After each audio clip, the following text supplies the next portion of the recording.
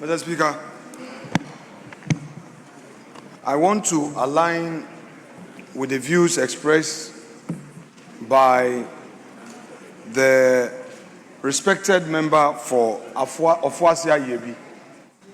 Mr. Speaker may recall that during the comments on this budget, the minority raised this serious issue of cut and paste budget. No effort has been made to address this. And day in, day out, our friends get exposed. We keep exposing them. The figures that the respected member for Ofuasia Yebi just put out, it appears this budget was never scrutinized. And we are being called upon, approve. If you say you've done some payment under big push, look at when the big push announcement was made, the period, and then you are allocating figures in excess of 7 billion, claiming that you have made some payments. You launch big push, you say you made payment to contractors under big push in less than a month. Mr. Speaker, this can be nothing less than a very lazily prepared budget. You just putting out the numbers. You don't do any due diligence. You come to this parliament, you didn't scrutinize.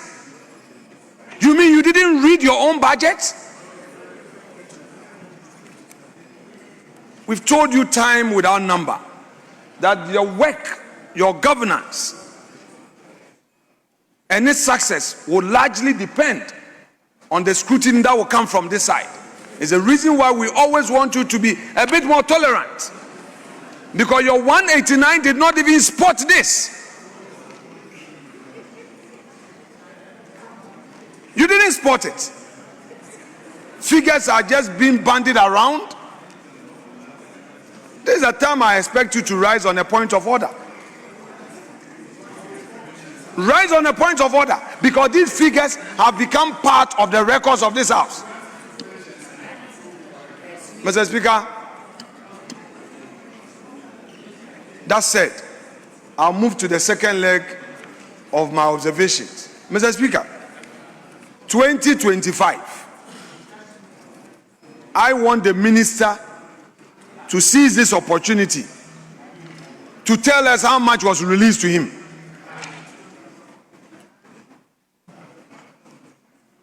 He became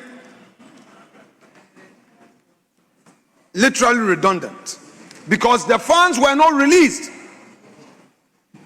If you want to rebut this, the record will have him. How much was released? Now you come in, you say we should approve this amount of 5.378 billion. Are you sure the minister is going to release these monies for your operations? Besides, you are almost a year into August. Road fund still has no board. How do you disburse funds to the road contractors? This is part of your inefficiencies you've introduced as part of your so-called reset. I will not use the word incompetence, but anybody reading this would wonder why a government with the opportunity to put in place the governance structures has refused to set up the road fund board. You came here to amend the law. What is delaying the formation of the board? And contractors are suffering. Is it a sin to invest in the private sector? The Ghanaian businesses who have gone to the banks to take loans are not being paid. They have worked. Their workers are home they are unable to pay their workers. And if you ask, the simple reason that the government for over 10 months has refused, neglected, and for whatever internal politicking is unable to set up a simple board. I thought you had the men. I thought you had the men. You had competent men and women. Some MPs who have no portfolio, who are not on any board. Why are you not putting them there? A lot of the qualified people in your government.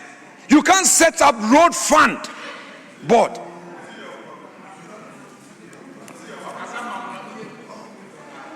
Have you failed the people of Ghana already? Or you are about failing them? You should explain to us why the road fund board has not been set up. Because you claim that that is the reason why you've not paid contractors. So all the money that are being released to that fund, what are you doing? You have an administrator, you have a secretariat. Mr. Speaker, even the necessary reforms that they themselves spoke about to check this double payment, have they initiated it? Look, you don't come into government with this fanfare and saying reset and then reset, and then you come into the chamber singing. It's not about the songs you sing, it's about how much you deliver. Ghanaians will judge you by your performance. Set up the road fund board, pay contractors. Mr. Speaker, enough of this. This side of the house will not let you have business as usual. Will not just come, you say estimate, and we'll just say because the report is here, we have approved it. Mr. Speaker, put the question. Mr. Speaker would only put the question after we have ensured proper scrutiny.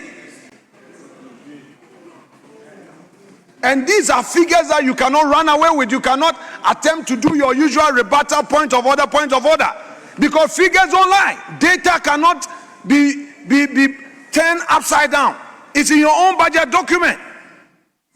And you say we should approve this?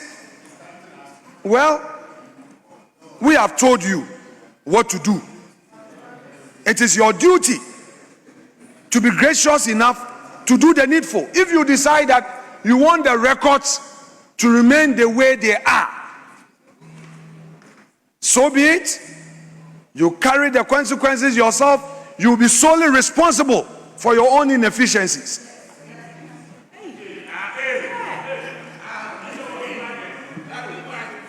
Let the private sector know this. Let the private sector know that this government is putting impediment in their way by refusing to pay them as a result of the road fund board that is not in place.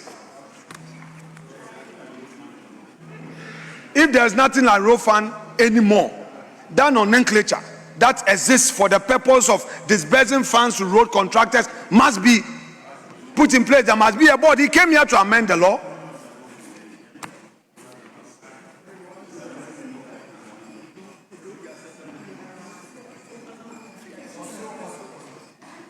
You were sworn in 7 January 2025. Today, we are in December, 2nd December. You can't constitute a simple board.